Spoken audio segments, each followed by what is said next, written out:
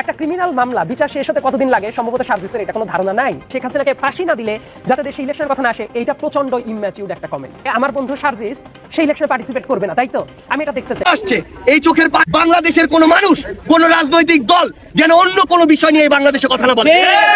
আগে খুনি হাসিনার বিচার হতে হবে, আগে খুনগুলোর এই হত্যাগুলোর বিচার হতে হবে, তারপরে বাংলাদেশ অন্য কোনো কিছু চিন্তা করবে। শেখ হাসিনার বিচার না হওয়া পর্যন্ত নির্বাচনের কথা যেন কেউ মুখে না আনে, বলছেন সার্জিস আলম। আওয়ামী লীগের বিচার না হওয়া পর্যন্ত নির্বাচন হবে না বলে মন্তব্য করেছেন জাতীয় নাগরিক পার্টির উত্তরাঞ্চলের মুখ্য সংগঠক সার্জিস আলম। মঙ্গলবার 4 মার্চ সকাল 10টার দিকে রাজধানীর রায়েরবাজার বধ্যভূমিতে 24-এর ছাত্র জনতার অভ্যুত্থানে শহীদদের কবর জিয়ারত ও দোয়া মোনাজাত শেষে সাংবাদিকদের একথা বলেন তিনি।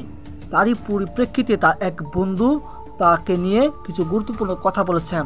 তাহলে চলুন দর্শক, আর কথা না বাড়িয়ে সম্পূর্ণ ঘটনাটি আমরা শুনে আসি। একটা ক্রিমিনাল মামলা বিচার শেষ হতে কতদিন লাগে সম্ভবত সার্জিসের এটা কোনো ধারণা নাই। শেখ হাসিনাকে ফাঁসি না দিলে যাতে দেশে ইলেকশনের কথা না আসে, এইটা প্রচন্ড ইম্যাচিউরড একটা কমেন্ট। আমার বন্ধু সার্জিস সেই ইলেকশনে পার্টিসিপেট করবে না, তাই তো আমি এটা দেখতে চাই।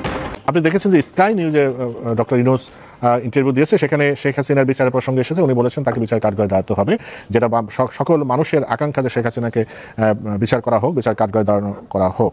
কিন্তু সেখানে ভারত তাকে দেবে কিনা সে প্রশ্ন করা হয়েছিল।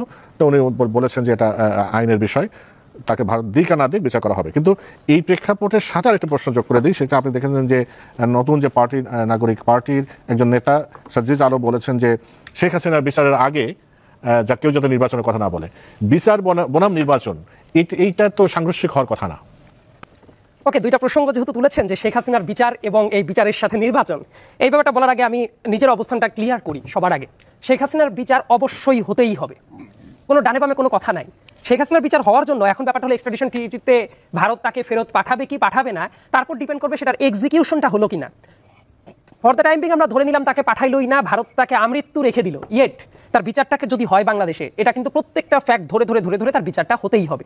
এবং বিচারের সাথে নির্বাচনের এই ব্যাপারটা মোটেই সাংঘর্ষিক কোনো ব্যাপার না। যার কথা বললেন আমার খুব ভালো বন্ধু, কিন্তু আমার মনে হয় যে রাজনীতি যে মুহূর্তে করতে এসেছে, এই মুহূর্তে তাদের কিন্তু আর অনেক এক্সকিউজ দেওয়ার কোনো সুযোগ নেই। এতদিন একটা সুযোগ ছিল, গণ অভ্যুত্থানের অংশ, ছাত্রদের অংশ, রাজনৈতিক দল হয়ে ওঠে না। কিন্তু এখন যা বলবে প্রত্যেকটা ওয়ার্ড ধরে ধরে রাজনৈতিক এলিমেন্ট দিয়ে কিন্তু মাপাটা হবে।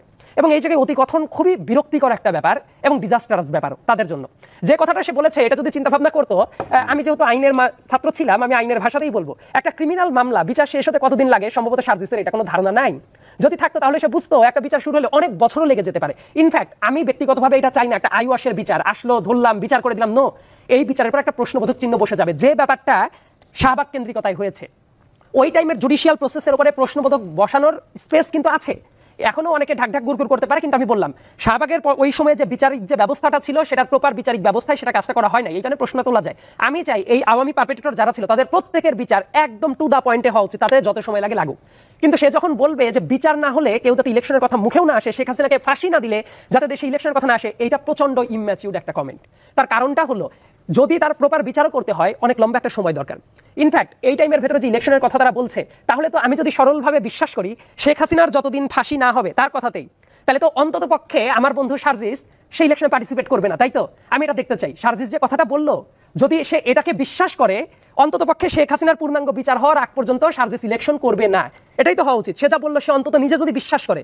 কিন্তু আমি যদি দেখি যে শেখ হাসিনার বিচার শেষ হয় নাই, শেখ হাসিনা ফাঁসির কাছে ঝুললো না, এটা একটা ইলেকশন হচ্ছে, সার্জিস ইলেকশনে পার্টিসিপেটের জন্য দৌড়াদৌড়ি করছে, তাহলে তো তার নিজের কথা সে নিজেই বিশ্বাস করলো না। এবং এই টাইপ কথাবার্তা বলার চেয়ে আমার কাছে যেটা মনে হয়, ইলেকশনের টাইমে ইলেকশন হোক, বিচার ব্যবস্থা তো স্বাধীন। আমরা যদি মনে করি দেশের জুডিশিয়ারি স্বাধীন, তাহলে স্বাধীনভাবেই তার কাজ করতে দেওয়াটা উচিত। তবে অনেক জায়গায় বিচার ব্যবস্থা যেভাবে চলছে আমি ব্যক্তিগতভাবে খুশি না, কারণ অনেক পারপেট্রেটর দেশ থেকে পালিয়ে যাচ্ছে। তাদের বিচারিক প্রক্রিয়া যেভাবে হওয়ার দরকার ছিল, আমার কাছে মনে হচ্ছে অনেক লুফল আছে, অনেকেই পার পেয়ে যাচ্ছে। এই ব্যাপারগুলো কিভাবে শক্তিশালী করা দরকার সেটা বোঝা উচিত। সেই ব্যর্থতা এই সরকারেরও আছে। এমনকি রাজনৈতিক দল যখন হয়ে গেছে, এই ব্যাপারটা একটু মাথায় রাখতে হবে। কেন ছাত্রদের প্রতিনিধিরা সরকারে ছিল না? তাহলে এতদিন তারা কি করলো? এই যে আহতদের চিকিৎসা বিভিন্ন জায়গায়, সার্জিস তো নিজেও জুলাই ফাউন্ডেশনের দায়িত্বে ছিল, তাহলে ওই জায়গায় যদি কোনো ঘাটতি হয়, তাহলে তো এই ঘাটতিগুলোর ব্যর্থতার দায়ভার তো তাদের উপরেও এসে পড়ে। কিন্তু এই যে কথাটা হচ্ছে, আমার কাছে কোনো টাইমেই মনে হয় না বিচার আর নির্বাচন দুইটা বিপরীতমুখী কাজ। বরং বিচারের মতো বিচার ব্যবস্থা চলতে থাকবে, ইলেকশনের যে গতি প্রকৃতি সেটাও একই টাইমে চলতে পারে। কিন্তু এই টাইপ কথাবার্তা বলার মিনিং হলো, কোনো না কোনো ক্যাপাসিটিতে এমন একটা চিন্তা থাকতে পারে যে অনেক কিছুই হইতে পারে কিন্তু ইলেকশনটা হইতে পারে না, কারণ ইলেকশনটা দীর্ঘদিন হবে না। এই ব্যাপারটাও তো ভালো কোনো ধারণা না। ইয়েস, ন্যূনতম সংস্কার দরকার, দেশের যে অবস্থা ছিল ওই অবস্থায় ইলেকশনও করা পসিবল না, সেই সংস্কারটা হওয়া জরুরি, সংস্কারের পরে ইলেকশনটাও হওয়া জরুরি। আবার এই সরকার, এই যে ইউনূস সাহেব তো নিজেই বলছেন এই 7 মাসে উনি কোনো সংস্কারে হাত দেন নাই, উনি কিন্তু বিবিসির ইন্টারভিউতে বলেছেন। সো জনগণের তো এটাও জানবার অধিকার আছে, এই গণ অভ্যুত্থানের উপরে এসে এই সরকার এত কয়দিনে কি কি কাজ করলো সেটাও জানতে হবে না? তো সরকার যদি ডিসেম্বর ইলেকশনের কথা বলে তাহলে 7 মাসে কি কাজ করলো এই অনুপাতে আগাতে থাকলে পরের কয়েকটা মাসে কাজ করতে পারবে কত দূর, এই জায়গায় তো কনফিডেন্সের অভাব থাকতে পারে। সো যে কমেন্টটা করেছে এই কমেন্টের সাথে আমি একদমই একমত না, বরং আমার কাছে যেটা মনে হবে তার একজন শুভাকাঙ্ক্ষী হিসেবে আমি বলবো রাজনীতি করতে হলে এখন কিন্তু আর ওই সিম্প্যাথিটা পাওয়া যাবে না, যেহেতু পুরো দস্তুর রাজনৈতিক দল। এখন এই অতি কথন যত দূরে রাখা যায় ততই ভালো।